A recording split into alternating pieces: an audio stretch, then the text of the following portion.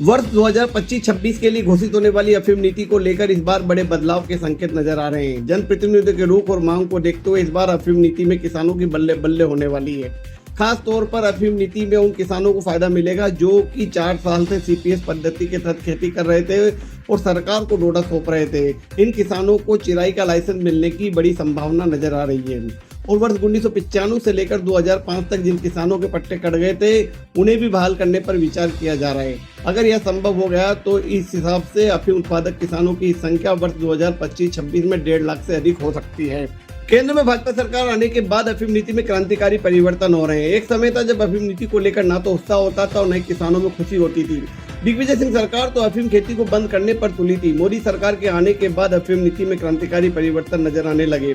अफीम और उसके साथ उत्पादों की डिमांड बढ़ने लगी। विदेशों में एक्सपोर्ट को कम कर स्वदेश में अफीम से बनी जीवन रक्षक औषधि का उपयोग होने लगा। इससे अफीम नीति में भी परिवर्तन होने लगा। पिछले कुछ सालों में अफीम नीति में जो बदलाव हुए उससे अफीम उत्पादक किसानों की संख्या बढ़ी है और पुराने किसानों को फिर से अफीम की पैदावार करने का मौका मिला है। इस वर्ष भी अफीम नीति को लेकर 2 बड़े बिंदुओं पर विचार किया जा रहा है, उससे किसान खुश नजर आएंगे।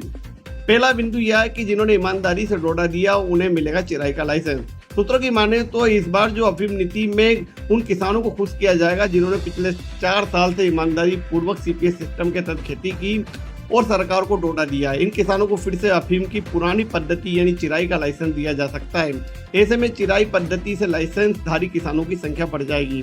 दूसरा, 1995 से लेकर 2005 तक के कटे हुए पट्टे फिर बहाल होंगे, यानी कि उन किसानों को फिर से मौका दिया जाएगा जिनके लाइसेंस 1995 से लेकर 2005 के बीच कट गए थे।